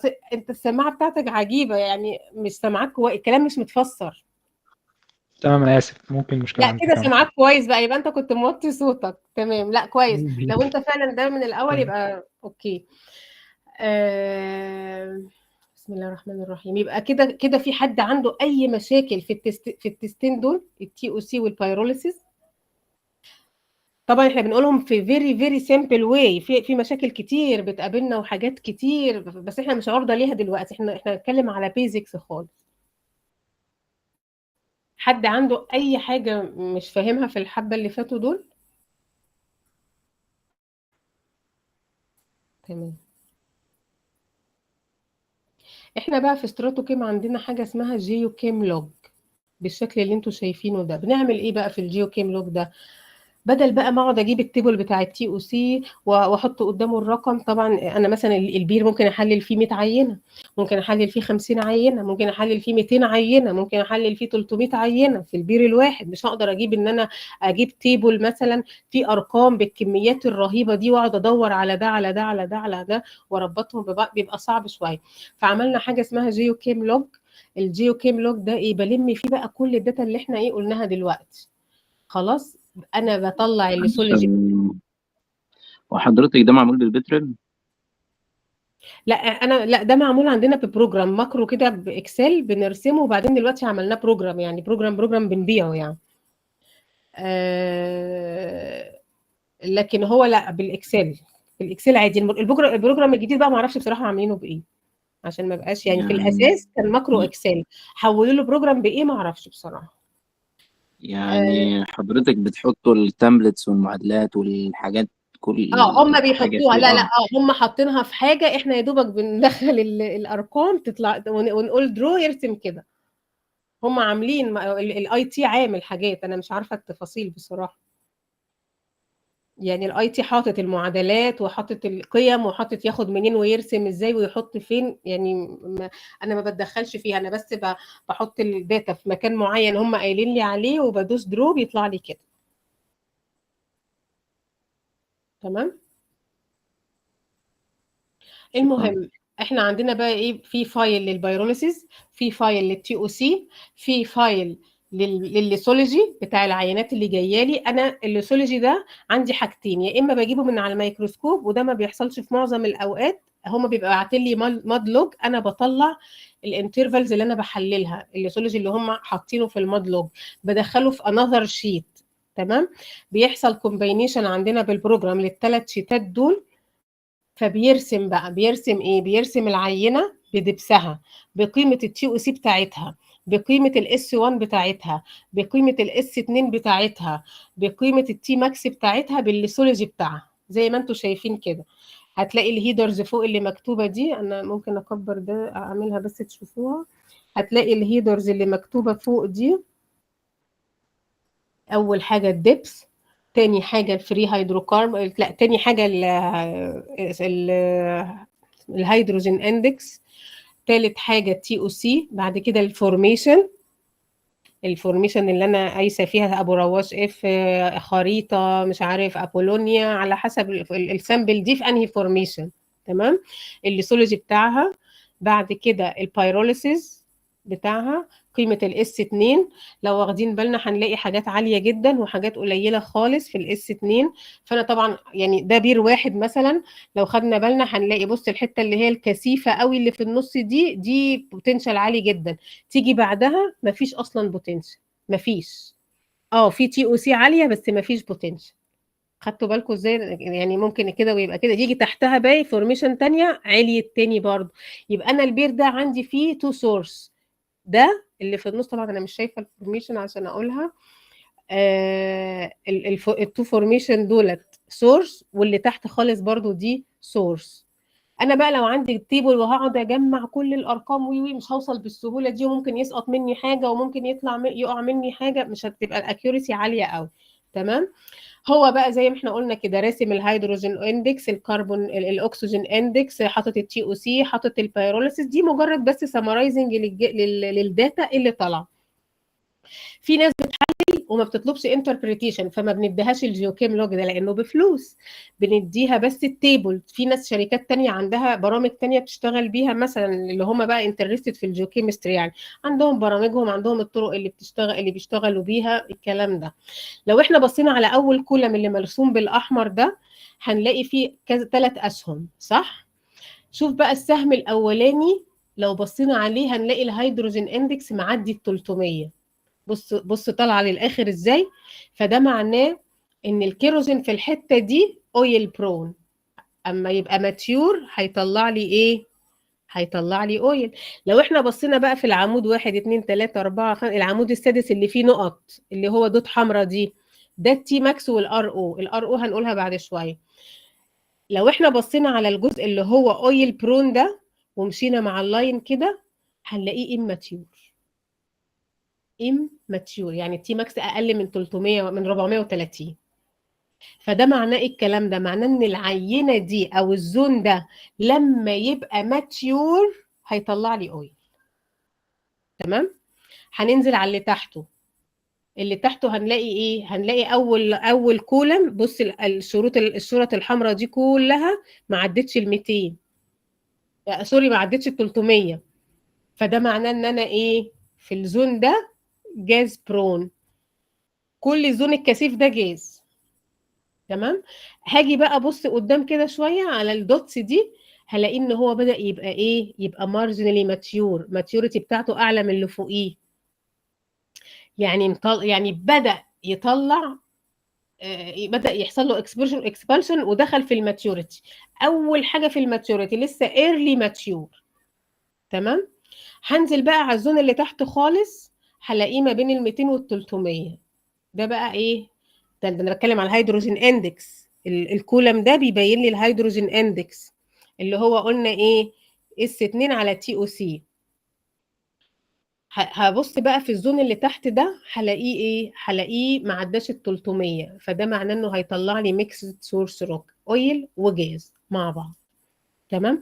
فبالعمليه السمرايزيشن ديت بجمع داتا كلها بحيث ان انت تبص تقدر تشوف على طول ماتيوريتي مع هيدروجين اندكس مع تي اس، الحاجات العاليه تلفت نظرك بسهوله، تعرف الزونز على طول العاليه فين. طبعا لو الشركه بعتلي لي اللوج، في شركات ما بتحبش تبعت اللوج، بتعتبره كونفيدنشال، بتخاف تبعته ممكن تلاقي ما تلاقيش الليسولوجي مرسوم ولا الفورميشن، فما تقدرش تعرف انت فين، هتتكلم بالدبس بس. لكن انا في الحاله دي ممكن اقول ده فورميشن الفلانيه. انا عايزه بس اكبر عشان اشوف هي فورميشن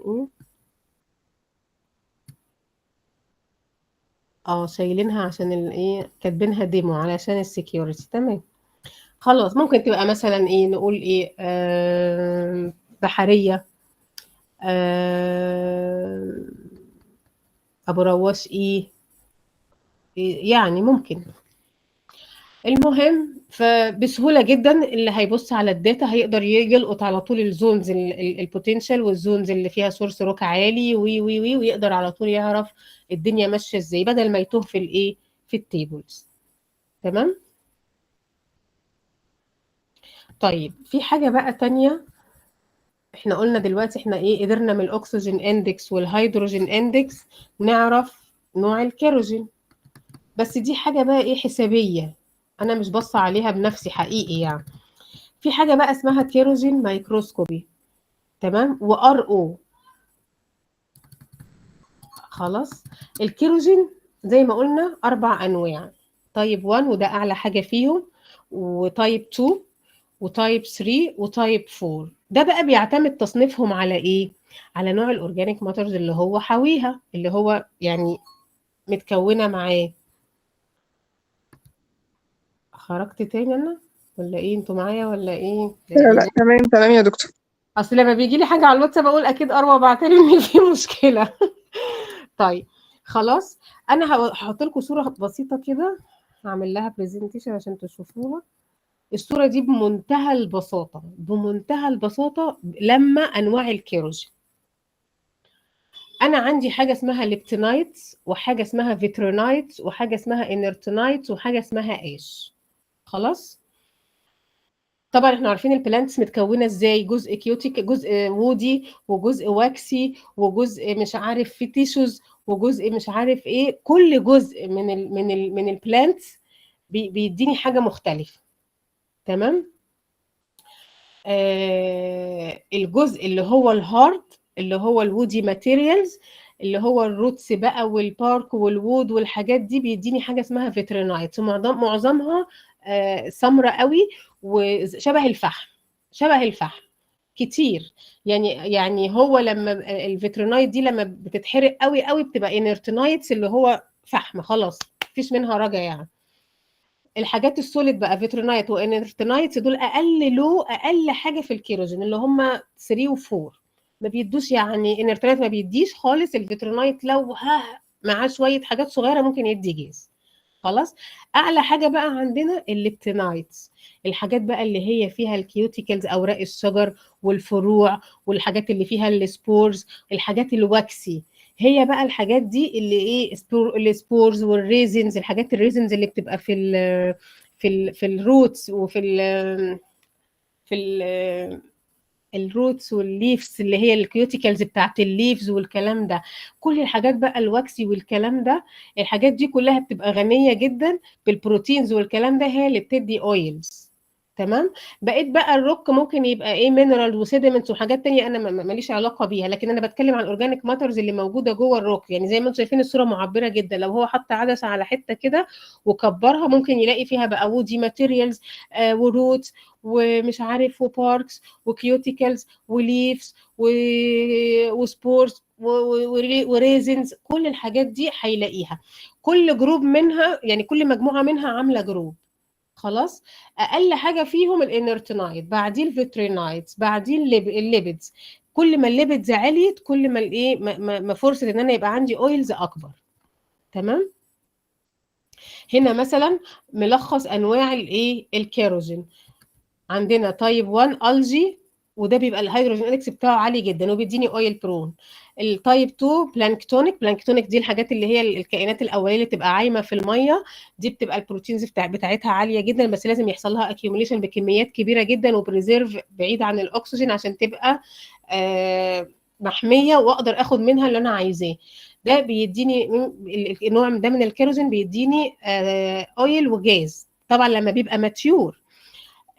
تايب 3 بقى اللي هي الحاجات التريستيال، اللي هي الحاجات بقى اللي هي الوودي ماتيريالز والفيترونايت والكلام ده بيدي جاز منلي جاز. خلاص الحاجات بقى اللي هو 4 ده بيبقى اوفر ماتيور خلاص اتحول لانرتنايت ونون برودكتيف يعني ما فيش منه رجا.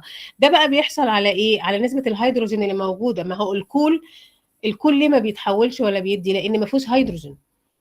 انا كل ما كان عندي هيدروجين كتير كل ما قدرت اكون، يعني كل ما الهيدروجين زاد كل ما الكيروجين بدأ يتكسر. كل ما الكيروجين بيقل في الهيدروجين كل ما بيتحول لوودي وانرتنايت، كفاءته بتقل والبرودكتيفيتي بتاعته بتقل.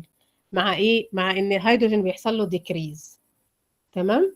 دولت المين جروبس اللي هي اللي بتكون الكيروجين. لو انا عندي ليبتينايت ده طبعا نمبر 1. الليبتينايت ده ممكن يبقى فيه ايه؟ ممكن يبقى فيه سبورنايت وكيوتينايت وريزينايت والجينايت. السبورنايت ده جاي منين؟ جاي من السبور. الكيوتينايت جاي من الكيوتيكلز بتاعت الروتس. الريزينايت جاي من الريزن. الالجينايت جاي من الالجي. تمام. وده الليبتينايت ده بيخش في نوعين، بيخش في التايب 2 والتايب ايه 1. احنا قلنا ان التايب 2 بيدي اويل وجاز، اكيد في جزء ليبتينايت هو اللي بيطلع لي الاويل. خلاص. لكن التايب 1 ده بيو، ده يعني ده بيبقى الجي بيور او نسبه الالجينايت فيه عاليه قوي. تمام. فده بيديني اويل من اول ما يحصل ماتيوريتي اللي يتكون ليكويد على طول، اويل على طول. تمام. نيجي بعد كده للجروب الثاني اللي هو الفيترينايت. زي ما احنا قلنا بيتكون معظمه من الوودي ماتيريالز. ده بيدي ويت جاز ومنلي جاز وممكن شويه ليكويد صغيرين في الاول كده. بعد كده الانرتنايت ده بقى بيجي من بقيه الحاجات بقى الوودي تيشوز والفانجاي والبوليمرز والحاجات اللي هي بواقي بقى البواقي الحاجات كلها الميته اللي هي ما فيهاش هيدروجين ما اقدرش احصل منها على حاجه. ده لو حصل يعني واداني هيديني دراي جاز.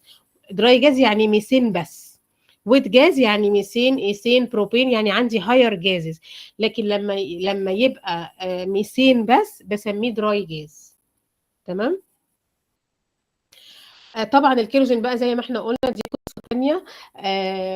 هو طبعا تحليل غالي قوي قوي فمش كل الناس بتلجأ له. الناس بقى اللي بتبقى مهتمه قوي انها تدرس الكيروجين اللي موجود في السورس روك اللي عندها وتعرف تفاصيله وتحدد الار او دي الريفلكتنس بتاعه الاورجانيك ماترز اللي موجوده دي بقيس بيها الماتيوريتي. دي زي التي ماكس بس مور اكيوريت عن التي ماكس لان انا بقيس الريال كيروجين تحت في ايديا. يعني انا باخد العينه بفصلها بدوبها بالاتش اف توتالي عشان ادوب السيليكا وادوب كل الروك اللي فيها الروك ماتريكس وادوب كل حاجه فيها. بستخدم اتش سي ال واتش اف وكل الحاجات دي عشان يتبقى لي الايه الكيروجين بس. طبعا احنا قلنا الكيروجين ما بيدوبش في الايه في الاورجانيك سولفنت فبستخدم كل السولفنت عشان ادوب كل الماتريكس وكل الحاجات اللي موجوده في الروك. طبعا احنا عارفين روكس ومينرالز وبتاع وسيديمنتس وماتريكس والكلام ده انا مش محتاجاه بقى. انا عايزه كيروجين بس، عايزه اطلع الاورجانيك ماتر بس. بدوب انتوا سامعيني ولا انا خرجت ولا ايه؟ الدنيا شغاله. سامعين حضرتك كويس، سامعين حضرتك، اتفضل. كل ما الواتساب يرن اتخيل اروى بتبعت. طيب خلاص احنا خلاص ان شاء الله يعني اقل من 10 دقايق وهنخلص. قلنا فانا بفصل الكيروجين ده بالاتش اف وبالاتش سي ال. بستخدم كل الاسيدز عشان ادوب كل الماتريكس والروكس والحاجات اللي موجوده. طبعا الاتش اف بيدوب السيليكا يعني وخطير طبعا يعني لازم يستخدم في معمل باحتياطات عاليه جدا. وبعد كده بفصل الكيروجين ده وبعمله سلايدز وبعمله بلاج. خلاص. والميكروسكوب ده ميكروسكوب مخصص للكيروجين. اللي بيشتغل كيروجين ده لازم يكون حد كول بتروجرافر، يكون حد يشتغل بتروجرافي للكول سنين كتير جدا عشان يقدر يشتغل الكيروجين، وهم معدودين في العالم، مش كل الناس تقدر تشتغل على الميكروسكوب ده، ولا كل الناس تقدر تشتغل كيروجين. يعني معروفين بالاسامي في العالم كلهم، يعني ممكن تلاقي 1 ولا 2 ولا 3 معظمهم ماتوا. يعني احنا دلوقتي في ستراتوكيم متعاقدين مع 2 بالعافيه لاقيينهم وورلد وايد، يكونوا بيفهموا وعينيهم كويسه وهم بقالهم كتير كل بيتروجرافر. بيعمل ايه بقى عينه الكيروجين؟ بياخدها زي ما قلنا، بنعمل سلايد وبنعمل بلاج. بنعمل سلايد عشان نشوف الكومبوزيشن، اللي هو ايه الكومبوزيشن اللي هو ده. العينات فيها ايه؟ فيها فيترينايت ولا فيها ريزن ولا فيها سبورز ولا فيها ايه؟ بيبدا يقول لنا الكومبوزيشن بتاعها، هو شايف ايه؟ يقول انا شايف فيترينايت بنسبه كذا، شايف بور بنسبه كذا، شايف ليبيدز بنسبه كذا كده، يبعت لنا الكومبوزيشن بتاعها. وبنعمل له بلاج تاني، ده شكل البلاج. ده بيقيس عليه الار او. الار او عباره عن ايه؟ الضوء اللي منعكس من الفيترينايتس اللي موجوده. دايما الار او بتتقاس على الفيترينايتس اللي هي العينه الوودي اللي هي شبه الفحم. لو العينه ما فيهاش فيترينايت بيبقى صعب قوي اقيس ار او. ليه؟ لان هو لونها الفيترينايت الميزه فيها ايه؟ لونها بيتغير مع الماتيوريتي.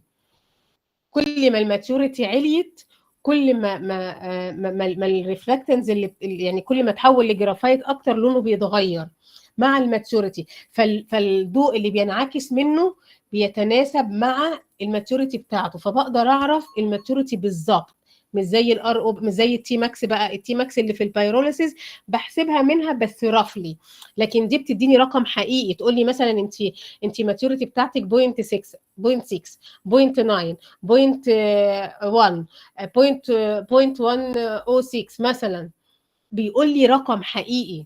تمام. فعشان كده هو التحليل غالي قوي، فمش كل الناس بتقدر تعمله، مش كل الشركات بتقدر تعمله. الشركات اللي عندها بادجت قليل ما بتقدرش تعمله.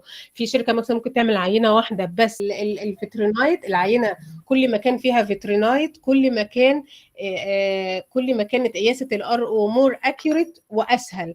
العينه اللي ما فيهاش فيترينايت بقى بيبقى صعب قوي ان انا اقيس الار او. ساعتها بعتمد على لون السبورز. طبعا الالوان دي بتتغير تبع الماتيوريتي. يعني ايه؟ يعني كل ما الماتيوريتي عليت، كل ما الالوان بتاعه الفيترينايت والوان السبور اختلفت، بقت مور دارك. تمام. عشان كده انا باخدها ككلو للماتيوريتي. وزي ما قلنا الار او مور اكيوريت عن التي ماكس. لكن انا لو ما عنديش ار او، لان مش كل الناس بتقدر تعملها، ففي الحاله دي بضطر الجا للتي ماكس. تمام. ده برضو حاجه اسمها كيروجين لوج عندنا في الشركه، برضو بنفس طريقه الجيوكيم لوج. بنجمع الداتا بتاعه الكيروجين.